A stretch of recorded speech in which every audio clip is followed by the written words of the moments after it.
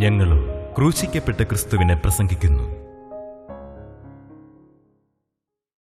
ദൈവ തിരുനാമത്തിന് മഹത്വം ഉണ്ടാകട്ടെ. വിലാപങ്ങളുടെ പുസ്തകം 3-ാം അധ്യായത്തിൻ്റെ 15-ാം വാക്യവും 19-ാം വാക്യവും നമുക്ക് വായിക്കാം. വിലാപങ്ങളുടെ പുസ്തകം 3-ാം അധ്യായം 15-ാം വാക്യവും 19-ാം വാക്യവും. അവൻ എന്നെ കയ്പ് കൊണ്ട് നിറച്ചു, കാഞ്ഞിരം കൊണ്ട് മത്തു പിടിപ്പിച്ചിരിക്കുന്നു. 19-ാം വാക്യം. നീ എൻ്റെ കഷ്ടതയും അരിഷ്ടതയും കാഞ്ഞിരവും കയ്പും ഓർക്കണമേ. എൻ്റെ പ്രാണൻ എൻ്റെ ഉള്ളിൽ എപ്പോഴും അവയോർത്ത് ഉരുകിയിരിക്കുന്നു. നീ എൻ്റെ കഷ്ടതയും അരിഷ്ടതയും കാഞ്ഞിരവും കയ്പും ഓർക്കണമേ. ഒരു പ്രാർത്ഥനയാണ്. എൻ്റെ ജീവിതത്തിലെ യാതനകളെ നീ ഒന്ന് ഓർക്കണമേ കർത്താവേ. എൻ്റെ ജീവിതത്തിലെ ദുരിതങ്ങളെ നീ ഒന്ന് കാണണമേ. നീ എൻ്റെ കഷ്ടത കാണണമേ. നീ എൻ്റെ അരിഷ്ടതയെ ഒന്ന് കാണണമേ. നീ എൻ്റെ ജീവിതത്തിലെ കാഞ്ഞിരവും കയ്പും ഒന്ന് ഓർക്കണമേ. കാഞ്ഞിരവും കയ്പും, കയ്പേറിയ അനുഭവങ്ങൾ.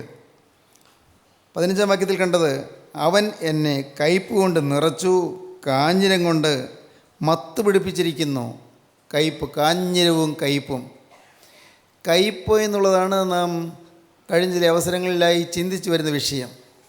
ഹിസ്കിയ രാജാവിൻ്റെ ജീവിതത്തിൽ വന്നതായ മാരകമായ രോഗം കയ്പേറിയ അനുഭവമായിരുന്നു. മാറായിലെ കയ്പ് വെള്ളം ഇസ്രായേൽക്കാർ മരുഭൂമിയിൽ കൂടി നടന്നു പോയപ്പോൾ, വെള്ളമില്ലാതെ വരണ്ട മരുഭൂമിയിൽ കൂടി അവർ പോയപ്പോൾ അവർക്കുണ്ടായതായ ആ വിഷമസന്ധി, പ്രതിസന്ധി, അത് കയ്പേറിയതായിരുന്നു. വെള്ളമില്ല, കുടിക്കാൻ വെള്ളമില്ല. പക്ഷേ കിട്ടി. വലിയൊരു ജലപ്രവാഹം കണ്ടു, ഒരു വലിയ കനാൽ സിസ്റ്റം തുറന്നു. പക്ഷേ അത് മുഴുവൻ കയ്പുള്ള വെള്ളമായിരുന്നു. മാറായിലെ കയ്പ്. ഇയ്യോബിൻ്റെ ജീവിതത്തിൽ ദുഃഖവും ദുരിതവും രോഗവും ആപത്തും അത്യാഹിതവും എല്ലാം വന്നു. കയ്പേറിയ അനുഭവമായിരുന്നു. നമ്മുടെ ജീവിതത്തിൽ കയ്പേറിയ അനുഭവങ്ങൾ, ദുരിതം പിടിച്ച അനുഭവങ്ങൾ, കഷ്ടപ്പാടിൻ്റെ അനുഭവങ്ങൾ, കയ്പേറിയ അനുഭവങ്ങൾ. കഴിഞ്ഞ പ്രാവശ്യം നാം ചിന്തിച്ചത് കയ്പിൻ്റെ അനുഭവങ്ങൾ, നാം അനുഭവിക്കുന്നതായ ജീവിതത്തിലെ പ്രതിസന്ധികൾ, പ്രശ്നങ്ങൾ, രൂക്ഷമായ പ്രശ്നങ്ങൾ, നമ്മെ തുറച്ചു നോക്കുന്നതായ പ്രശ്നങ്ങൾ, ഒരിക്കലും നാം നേരിടാൻ, തന്നെത്താൻ അഭിമുഖീകരിക്കാൻ കഴിവില്ലാത്ത രീതിയിൽ വരുന്നതായ കയ്പേറിയ അനുഭവങ്ങൾ. ഇന്നും കയ്പിൻ്റെ മറ്റു വശം നാം ഇപ്പോൾ ചിന്തിക്കാൻ തുടങ്ങുകയാണ്. വിലാപങ്ങളുടെ പുസ്തകം ആ പേര് കൊണ്ട് തന്നെ സൂചിപ്പിക്കുന്നത് കരച്ചിലാണ്. വിലാപങ്ങൾ, കരച്ചിൽ, ലെമൻറ്റേഷൻസ്. ആ പുസ്തകത്തിൻ്റെ പേര് തന്നെ എങ്ങനെയാണ്? വിലാപങ്ങളുടെ പുസ്തകം എഴുതിയത് യിരെമ്യാ പ്രവാചകനാണ്. പ്രവാചകനെക്കുറിച്ച് പറയുന്നത് കരയുന്ന പ്രവാചകൻ എന്നാണ്. ലെമൻറ്റിങ് പ്രോഫറ്റ്, കരയുന്ന പ്രവാചകൻ. പ്രവാചകന്മാർ കരയും. എന്തിനു കരയും?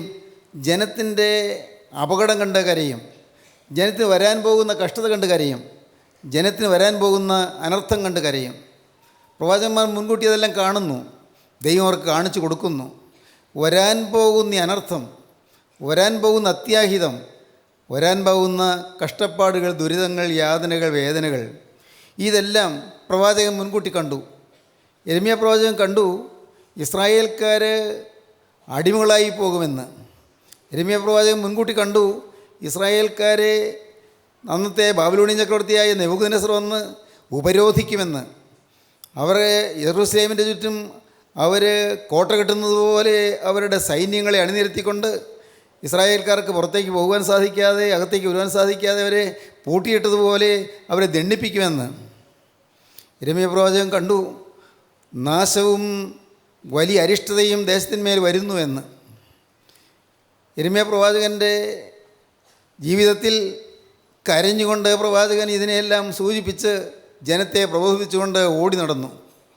കരയുന്ന പ്രവാചകൻ ഓടി നടന്നു. എന്താണ് പറയുന്നത്? നിങ്ങൾ അനുഭവിക്കുകയും, നിങ്ങൾ മാനസാന്തരപ്പെടുകയും, നിങ്ങൾ അനുഭവിച്ചില്ലെങ്കിൽ മഹാവിനാശം നിങ്ങൾക്ക് വരാൻ പോകുന്നു, അത്യാഹിതം നിങ്ങൾക്ക് വരാൻ പോകുന്നു. നിങ്ങൾ ഓരോരുത്തരും യെരൂശലേമിൽ നിന്ന് ബാബിലോണിയയിലേക്ക് അടിമകളായി പോകേണ്ടി വരും. നിങ്ങൾക്ക് ഇന്നുള്ള സ്വാതന്ത്ര്യമെല്ലാം പോകും. യെരൂശലേമിൽ നിന്ന് നിങ്ങൾ കൊട്ടാരങ്ങൾ പണിയുന്നു, നിങ്ങൾ ദൈവാലയം പണിയുന്നു, ദേവാലയത്തിൽ നിങ്ങൾക്ക് ആരാധനയുണ്ട്, ഇവിടെ നിങ്ങൾക്ക് സുഖ സൗകര്യങ്ങളുണ്ട്. ഇതെല്ലാം തകർന്നു പോകും. ദേവാലയം പോലും ഇടിഞ്ഞ് തകരും. നിങ്ങളുടെ ആരാധനാ സ്ഥലങ്ങളെല്ലാം ഇടിഞ്ഞ് തകരും. നിങ്ങൾ പ്രവാസികളായി, പരദേശികളായി, അടിമകളായി നിങ്ങൾ വിദേശത്തേക്ക് പോകേണ്ടി വരും. ഇതെല്ലാം പ്രവാചകൻ ഓടി നടന്ന് പറഞ്ഞു. അന്നത്തെ രാജാവായ സിദക്കിയാവ് അതിനൊന്നും ചെവി കൊടുത്തില്ലെന്ന് മാത്രമല്ല, സിദക്കിയാവ് വളരെ പുച്ഛത്തോടെ അതിനെ കണ്ടു, അവഗണിച്ച് കളഞ്ഞു.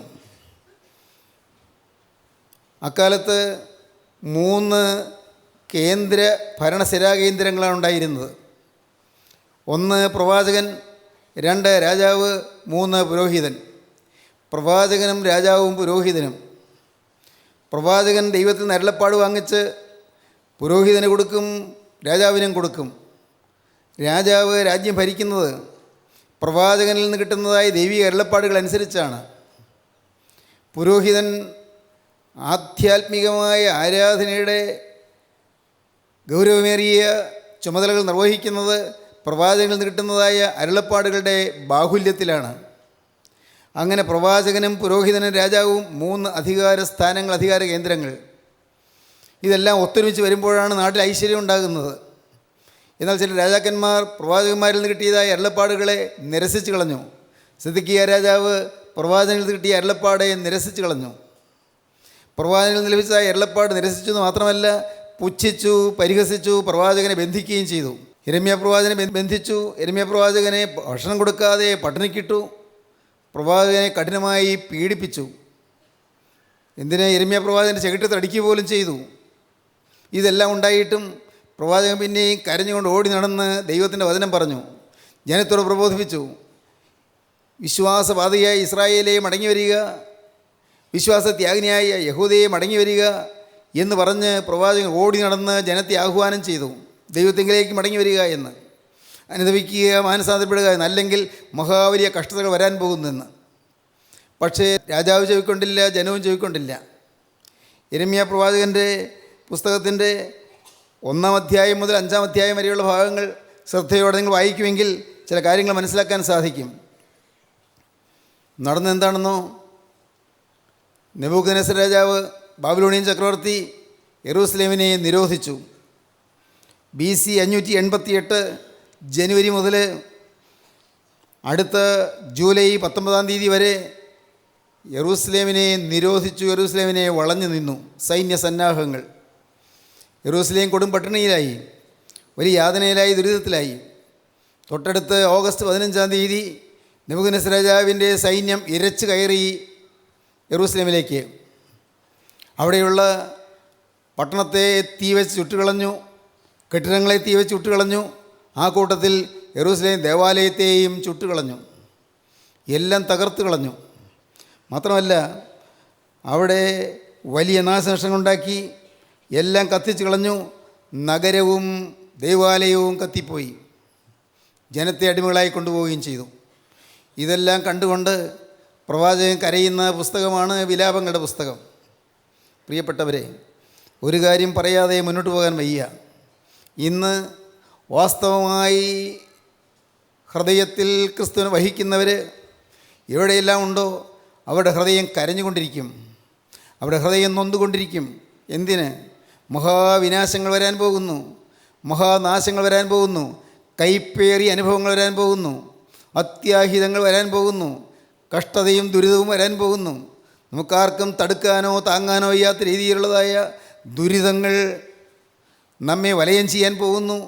ഇത് നാം മനസ്സിലാക്കുമ്പോൾ, ആത്മാവുള്ള ദൈവമക്കൾ ഇത് പറയുമ്പോൾ നാം വിനയപൂർവ്വം ചെവിക്കൊണ്ടാൽ നന്നാണ്. എന്തെല്ലാമാണ് സംഭവിക്കാൻ പോകുന്നത് എന്ന് അറിഞ്ഞുകൂടാ. പക്ഷെ ഒരു കാര്യം തീർച്ചയാണ്, വലിയ വിനാശം അടുത്ത് വന്നിരിക്കുന്നു. ദേശത്തിന്മേൽ വിനാശം, സമൂഹത്തിന്മേൽ വിനാശം, ജനതതിയുടെ മേൽ വിനാശം, ജനസമൂഹത്തിൻ്റെ മേൽ വിനാശം, നാശം വന്ന് പടിക്കലെത്തിയിരിക്കുന്നു.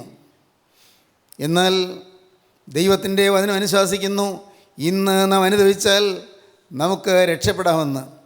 ഇന്ന് അനുദപിച്ച് മാനസാന്തരപ്പെട്ടാൽ, ക്രിസ്തുവിലേക്ക് തിരിഞ്ഞാൽ നമുക്ക് ഇനിയും രക്ഷയ്ക്ക് പോകാൻ വഴിയുണ്ട് എന്ന്. ക്രിസ്തുവിലേക്ക് തിരിയുക. കഷ്ടതയിൽ കൂടി വരുന്നതിന് മുൻപ്, കഷ്ടത പെരുകുന്നതിന് മുൻപ്, ദുരിതം പെരുകുന്നതിന് മുൻപ് അതിവേഗം മനം തിരിയുക. സ്നേഹിതരെ, നിങ്ങൾ ചിന്തിക്കൂ, നിങ്ങൾ അനേകം പേർക്കും ജീവിതത്തിൽ താങ്ങാനാവാത്ത യാതനകൾ വന്നിട്ടില്ലേ? സഹിക്കാൻ വയ്യാത്ത ദുരിതങ്ങൾ ഏറ്റിട്ടില്ലേ? ആർക്കും ഒരു വിധത്തിലും സഹായിക്കാൻ സാധ്യമല്ലാത്ത രീതിയിലുള്ള ചില പ്രതിസന്ധികൾ, പ്രശ്നങ്ങൾ നിങ്ങളുടെ ജീവിതത്തിൽ വന്നിട്ടില്ലേ? നിങ്ങളുടെ ഹൃദയം ഇന്ന് നൊന്തു വിങ്ങുന്നില്ലേ? നിങ്ങൾ ഏകാഗിയായിരുന്ന് നെടുവീർപ്പെടുന്ന സന്ദർഭങ്ങൾ നിങ്ങൾക്കില്ലേ? ഒറ്റയ്ക്കിരുന്ന് ഏങ്ങളടിക്കുകയും നെടുവീർപ്പെടുകയും ചെയ്യും. ആർക്കും സഹായിക്കാൻ സാധിക്കുന്നില്ല. സഹായിക്കണമെന്ന് വിചാരിക്കുന്നവർക്ക് പോലും നമുക്ക് സഹായം എത്തിക്കാൻ സാധിക്കുന്നില്ല. അങ്ങനെ വലയുന്നവരനേകരില്ലേ? നഞ്ചും കയ്പും കാഞ്ഞിരവും ജീവിതത്തിൽ പേറുന്ന മനുഷ്യവർഗം, ജീവിതത്തിൽ കൈപ്പേറിയ അനുഭവങ്ങളിലൂടെ, ദുരിതങ്ങളിലൂടെ യാനം ചെയ്യും ദൈവമക്കൾ. സഹോദരങ്ങളെ, ദൈവത്തിന് സ്തോത്രം. നിങ്ങൾ ഓരോരുത്തർക്കും ഓരോ അനുഭവം പറയാൻ തന്നാൽ നിങ്ങൾ എഴുന്നേറ്റ് പറയും, ജീവിതത്തിൽ വന്ന കയ്പുകൾ, ജീവിതത്തിൽ വന്നതായ യാതനകൾ. എത്രയോ പ്രാവശ്യം ഞാൻ പറഞ്ഞിട്ടുണ്ട് എൻ്റെ ജീവിതത്തിലെ കയ്പുകളെക്കുറിച്ച്, എൻ്റെ ജീവിതത്തിൽ അനുഭവിച്ചതായ ദുരിതങ്ങളെക്കുറിച്ച്. ഒരു വയസ്സിലപ്പൻ നഷ്ടപ്പെട്ടു. അപ്പന് 33 വയസ്സിലപ്പൻ മരിച്ചുപോയി. എനിക്ക് 2 വയസ്സുള്ളപ്പോൾ ചേട്ടൻ മരിച്ചു. ചേട്ടന് 13 വയസ്സേ പ്രായം ഉണ്ടായിരുന്നുള്ളൂ. എൻ്റെ അമ്മ അങ്ങനെ ദുഃഖവും ദുരിതവുമായി വലഞ്ഞ് ഏങ്ങളടിച്ച് കരഞ്ഞിരുന്നത് ഇന്ന് എൻ്റെ ബാല്യകാലം ഓർക്കുമ്പോൾ എൻ്റെ മനസ്സിൽ ഓർമ്മയിൽ തെളിഞ്ഞു വരുന്നു. കരഞ്ഞ് കലങ്ങിയ കണ്ണുമായി അമ്മ നെഞ്ചത്തടിച്ച് കരഞ്ഞിട്ടുണ്ട്. അമ്മ വേദനിച്ച് കണ്ണീരൊഴുക്കി അമ്മ നിലവിളിച്ചിട്ടുണ്ട്. മാത്രമല്ല, അമ്മ ഇങ്ങനെ പറഞ്ഞു പോയിട്ടുണ്ട്, എങ്കിൽ കർത്താവ്, ഇത്രയും വലിയ ദുരിതം എനിക്ക് വരാൻ ഞാൻ എന്ത് പാപം ചെയ്തു എന്ന്. ദൈവത്തിന് സ്തോത്രം. 30-ാമത്തെ വയസ്സിൽ വിധവയായ എൻ്റെ അമ്മയുടെ കണ്ണുനീരിൻ്റെ തണലിലാണ് ഞാൻ വളർന്നു വന്നത്. ആ കണ്ണീര് ഞാൻ ഏറ്റെടുത്തു. കാരണം എനിക്കും കരച്ചിലായിരുന്നു, എനിക്കും ദുഃഖമായിരുന്നു. ഞാൻ ഏകാഗിയായി പോയി, ഞാൻ ഒറ്റപ്പെട്ടു പോയി. ഞാൻ വാസ്തവത്തിൽ അനാഥനെപ്പോലെയായിപ്പോയി, അഗതിയെപ്പോലെയായി. ഒരുപക്ഷെ ഞാൻ ഇന്ന് ചിന്തിക്കുകയാണ്, ഞാൻ അഹങ്കരിക്കാതിരിക്കുന്നത് ഒരുപക്ഷെ അതുകൊണ്ടായിരിക്കണം, ഞാൻ നശിച്ചു പോകാതിരുന്നത് അതുകൊണ്ടായിരിക്കണം. എനിക്ക് അഹങ്കരിക്കാനൊന്നുമില്ലായിരുന്നു, എനിക്ക് അഭിമാനിക്കാനൊന്നുമില്ലായിരുന്നു, എനിക്ക് ആശ്രയിക്കാൻ ആരുമില്ലായിരുന്നു. എല്ലാം ജീവിതത്തിൽ കൈമോശം വന്നവനായി, മനസ്സ് പതറിയവനായി, മനസ്സ് ഉലഞ്ഞവനായി, ആരോരും തുണയില്ലാത്തവനെ പോലെ ഏകാഗീതയിൽ നിന്ന് ഞാൻ കരഞ്ഞത് ഞാൻ ഓർക്കുന്നുണ്ട്. ദൈവത്തിന് സ്തോത്രം. ദൈവത്തിൻ്റെ വലിയ നാമം മഹത്വപ്പെടട്ടെ. സഹോദരങ്ങളെ, അമ്മയ്ക്ക് നിർബന്ധമുണ്ടായിരുന്നു ഞാൻ ഇന്നും വേദപുസ്തകം വായിക്കണമെന്ന്. ഒരധ്യായമെങ്കിലും വേദപുസ്തകം വായിച്ചിട്ടേ കിടക്കാവൂ എന്ന് നിർബന്ധമുണ്ടായിരുന്നു. മാത്രമല്ല, അമ്മയ്ക്ക് നിർബന്ധമുണ്ടായിരുന്നു വെളുപ്പാങ്കാലത്ത് എഴുന്നേറ്റ് നമസ്കാരങ്ങളെല്ലാം ചൊല്ലി കുമ്പിട്ട് നമസ്കരിച്ച് പ്രാർത്ഥിച്ച് എന്നിട്ടേ എഴുന്നേറ്റ് പുറത്ത് പോകാവൂ എന്ന്. ചില നിർബന്ധങ്ങളുണ്ടായിരുന്നു. ആ നിർബന്ധങ്ങൾ എനിക്ക് നന്നായിരുന്നു. അമ്മ കർശനമായി ശാസിച്ചിരുന്നു, ചിലപ്പോൾ ശിക്ഷിച്ചിരുന്നു. അതും എനിക്ക് നന്നായി എന്ന് ഞാനിപ്പോൾ ഓർക്കുന്നു. ദൈവത്തിന് സ്തോത്രം. സഹോദരങ്ങളെ, കൈപ്പേറിയ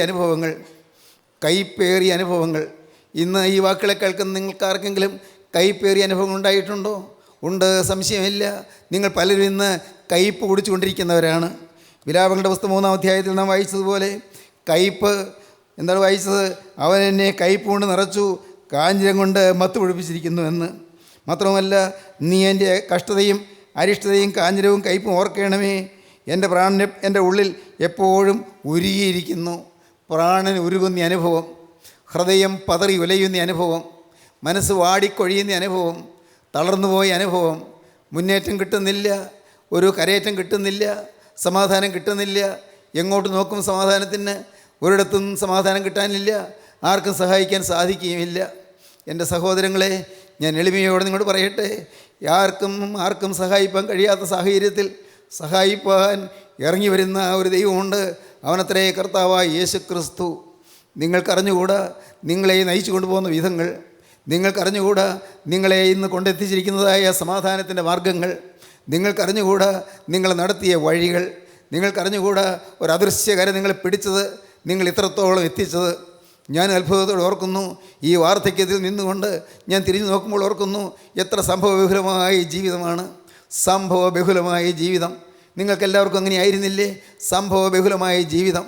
യാതനകളിലൂടെ ഏറ്റുമുട്ടി തളർന്ന് ഉലഞ്ഞ് ഒഴിയതായ കാലങ്ങൾ. ദൈവത്തിന് സ്തോത്രം. എത്ര ആപത്തുകളാണ് വന്നത്, എന്തെന്ന് മഹാവ്യാധികളാണ് വന്നത്, ഒട്ടും നിരൂപിക്കാത്തതായ, ഒട്ടും വിചാരിക്കാത്തതായ എന്തെന്ത് പ്രതിസന്ധികളാണ് വന്നത്. അതിനെല്ലാം അതിജീവിച്ചല്ലേ ഇത്രത്തോളം നാം എത്തിയത്, ഈ കടവ് വരെ എത്തിയത്. ദൈവത്തിന് സ്തോത്രം. സഹോദരങ്ങളെ, ഞാൻ പറയാം, ഒരു ശുഭ തുറമുഖത്ത് അവൻ നമ്മെ എത്തിച്ചിരിക്കുകയാണ്. ശുഭ തുറമുഖം. ഏതാണ് ഈ ശുഭ തുറമുഖം? ഈ കഷ്ടപ്പാടിൻ്റെ മധ്യത്തിൽ ഒന്ന് തണലളിക്കാൻ ഒരു ശുഭ തുറമുഖം, ഒരു ശുഭകരമായ ഒരു അനുഭവത്തിലേക്ക് അവൻ നമ്മെ എത്തിച്ചിരിക്കുന്നു. ഗോകുൽത്തായിലെ കുരിശിൻ്റെ ചുവട്ടടിയിലേക്ക് നമ്മെ എത്തിച്ചിരിക്കുന്നു. ആലങ്കാരികമായ ഭാഷയിൽ ഞാനത് പറഞ്ഞു. അതിൻ്റെ അർത്ഥം എന്താണ്? കുരിശിലെ ത്യാഗോജ്വലമായ ആ സ്നേഹത്തിൻ്റെ ബലിവേദിയുടെ അരികിലേക്ക് നമ്മെ അവൻ എത്തിച്ചിരിക്കുകയാണ്. കർത്താവായ യേശു ക്രിസ്തുവിൻ്റെ കുരിശിൻ്റെ ചുവട്ടിലേക്ക് എത്തിച്ചിരിക്കുകയാണ്. ആരും തുണയില്ലാതെ, ആരും സഹായമില്ലാതെ, ആർക്കും സഹതാപം തോന്നാതെ ഏകനായി കുരിശിന്മേൽ കിടന്ന് പിടയുന്ന കർത്താവായ യേശുവിൻ്റെ ആ കുരിശിൻ്റെ ചുവട്ടിലേക്ക് നമ്മെ എത്തിച്ചിരിക്കുന്നത് എന്തിനാണ്? നമുക്ക് സമാധാനം തരാനാണ്. കുരിശിലെ സമാധാനം, കുരിശിൽ കൂടി ഒഴുകി വരുന്നതായ ആ തിരുരക്തത്തിൻ്റെ ചാലുകളിൽ കൂടി നമ്മുടെ മേൽ പകരുന്ന സമാധാനം, ആ തിരുരക്തം തരുന്നതായ ശാന്തി, അത് നമുക്ക് നമ്മെ അനുഗ്രഹിക്കാനാണ് കർത്താവായ യേശു ക്രിസ്തു ഇന്ന് നമ്മെ ഈ വചനം കേൾപ്പിക്കുന്നത്. കൈപ്പേറിയ അനുഭവങ്ങളിലൂടെ പോയവർ ഇപ്പോൾ മധുരിപ്പിക്കുന്ന അനുഭവത്തിലേക്ക് വരാൻ കർത്താവ് ആഗ്രഹിക്കുന്നു.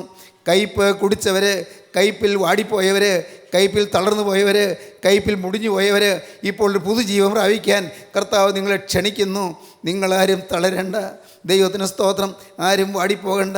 ഞാൻ ഓർക്കുന്നു പ്രിയപ്പെട്ടവരെ, പിൽഗ്രിംസ് പ്രോഗ്രസ് എഴുതിയ ജോൺ ബെനിയനെക്കുറിച്ച്. ജോൺ ബെനിയൻ ഇംഗ്ലണ്ടിൽ ബെഡ്ഫോർഡ് എന്ന് പറയുന്ന സ്ഥലത്ത്, അവിടെയാണ് അദ്ദേഹം വന്ന് താമസിച്ചത്. അവിടെ അല്ലായിരുന്നു, കുറേ കൂടി ഉൾഭാഗത്തൊരു സ്ഥലത്തായിരുന്നു ജനനം. പക്ഷേ അദ്ദേഹം വീടുകൾ തോറും നടന്ന്, കുട്ടിയായിരുന്ന കാലം മുതലേ വീട് തോറും നടന്ന് പാത്രങ്ങൾ നന്നായി കൊടുക്കുന്ന ജോലിയായിരുന്നു. പാത്രങ്ങൾ നന്നായി കൊടുക്കുക. പാത്രം നന്നാക്കാനുണ്ടോ, പാത്രം നന്നാക്കാനുണ്ടോ എന്ന് ചോദിച്ചുകൊണ്ട് റോഡിലൂടെ നടക്കും. ആവശ്യക്കാരെ വിളിക്കും, അവിടെ വന്ന് പാത്രം നന്നാക്കി കൊടുക്കും. അങ്ങനെയുള്ള ഒരു ചെറുപ്പക്കാരനായിരുന്നു ജോൺ ബെനിയൻ. അദ്ദേഹം ഒരവസരത്തിൽ ഏതാനും സ്ത്രീകൾ കൂടി നിന്ന് റോഡരിയിൽ നിന്ന് സംസാരിക്കുന്നത് കേട്ടു. എന്താണ് ഒരു സംസാരിക്കുന്നത് അറിയാൻ അവരുടെ അടുക്കിലേക്ക് ചെന്നു. ശാന്തമായി ശ്രദ്ധിച്ചു നിന്നു. ആ സ്ത്രീകൾ അവർ പറഞ്ഞു, നീ രക്ഷ അനുഭവിച്ചിട്ടുണ്ടോ എന്ന്. നീ ക്രൂസിലെ രക്ഷ അനുഭവിച്ചിട്ടുണ്ടോ? അവനൊന്നും മനസ്സിലായില്ല. ക്രൂസിലെ രക്ഷ ഒന്നും മനസ്സിലായില്ല. ഞാൻ പാത്രം നന്നാക്കുന്ന ഒരു കൊച്ചനാണെന്ന് പറഞ്ഞു. മോനെ ചോദിക്കട്ടെ, ഈ രക്ഷ, ആത്മാവിൻ്റെ വീണ്ടെടുപ്പ് നീ അനുഭവിച്ചിട്ടുണ്ടോ? ആത്മാവിൻ്റെ രക്ഷ നീ അനുഭവിച്ചിട്ടുണ്ടോ? ആത്മാവിൻ്റെ നിത്യജീവൻ നീ അനുഭവിച്ചിട്ടുണ്ടോ? അവനൊന്നും മനസ്സിലായില്ല. അവരവിടെ നിന്ന് അവൻ പറഞ്ഞു കൊടുത്തു. അവർ പ്യൂരിറ്റൻ ജനവിഭാഗമായിരുന്നു.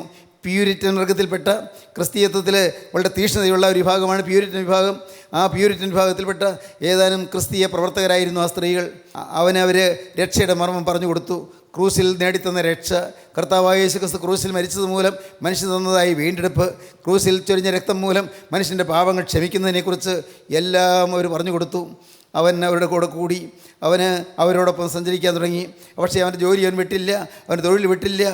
സമയം കിട്ടുമ്പോഴെല്ലാം അവരുടെ അടുക്കൽ പോയിരുന്ന് വചനം കേൾക്കും. ദൈവത്തിന് സ്തോത്രം. ആ കാലത്ത് ഒലിവർ ക്രോംവെൽ എന്ന് പറയുന്ന രാജാവായിരുന്നു രാജ്യം ഭരിച്ചിരുന്നത്.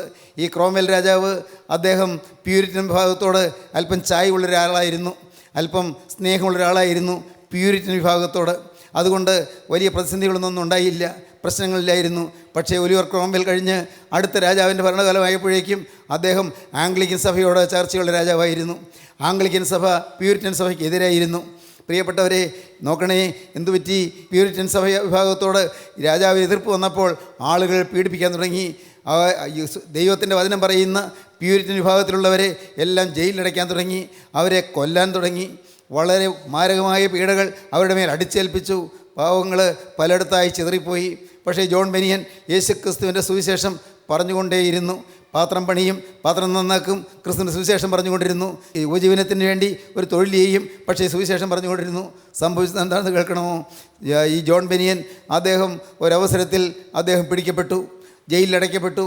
ആ പ്രാവശ്യം അദ്ദേഹത്തിന് വളരെ ക്രൂരമായ, വളരെ പ്രയാസമേറിയ ഒരു ശിക്ഷാവിധിയാണ് കിട്ടിയത്. ഏകാഗിയായി തടവിൽ കഴിയേണ്ട കാലം. ആ കാലത്ത് അദ്ദേഹം തടവിലിരുന്ന് ചില പുസ്തകങ്ങൾ എഴുതുന്നതിനെക്കുറിച്ച് മനസ്സിൽ രൂപം കൊണ്ടു.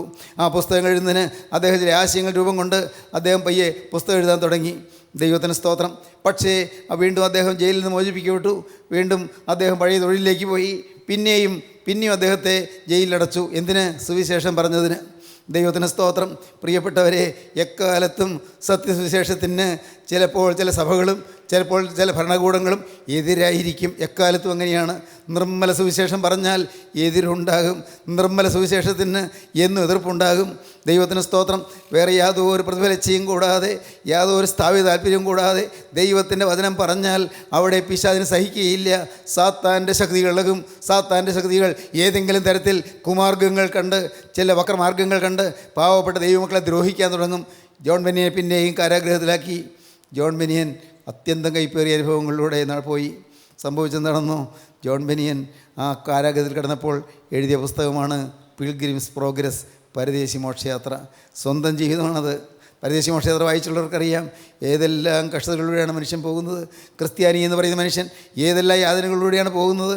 അതല്പം അലിഗോറിക്കലായിട്ടുള്ളൊരു പുസ്തകമാണ്, ആലങ്കാരികമായ ഒരു പുസ്തകമാണ്. ക്രിസ്ത്യാനി എന്ന് പറയുന്ന മനുഷ്യൻ കഷ്ടപ്പാടും ദുരിതവുമേറ്റ് വലഞ്ഞ് വിഷമിച്ച് പോകുന്ന ചിത്രം. അവിടെ കുരിശിൻ്റെ ചുവട്ടിലെത്തുന്നതുവരെയും, കുരിശിൻ്റെ അതിൻ്റെ ഒരു കുന്ന് കയറുന്നതുവരെയും അദ്ദേഹത്തിൻ്റെ ചുമലിൽ വലിയൊരു ചുമടുണ്ട്, വലിയ ഭാരമേറിയ ചുമട്. എന്നാൽ കുരിശിൻ്റെ ചുവട്ടിലെത്തിയപ്പോഴേക്കും ആ ചുമട് അവിടെ വീണുപോയി.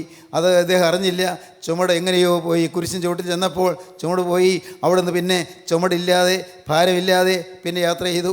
മായച്ചന്തയിൽ കൂടി പോയി. വലിയ വലിയ പ്രയാസങ്ങൾ നേരിട്ടു. നിരാശക്കോട്ടയിൽ ചെന്നു. പല പ്രയാസങ്ങളിലൂടെ യാത്ര ചെയ്ത് അദ്ദേഹം സ്വർഗീയ സിയോൻപുരിയിൽ ബെയ്യൂല നാട്ടിലെത്തി എന്നാണ് ആ പുസ്തകം അവസാനിക്കുന്നത്. എന്നാലും രണ്ടാം ഭാഗമുണ്ട്. രണ്ടാം ഭാഗത്ത് ആദ്യം ക്രിസ്ത്യാനി യാത്ര പുറപ്പെട്ട സമയത്ത് അദ്ദേഹത്തിൻ്റെ കൂടെ പോകാൻ ഭാര്യ തയ്യാറായില്ല. അവളുടെ പേര് ക്രിസ്തീന എന്നാണ്.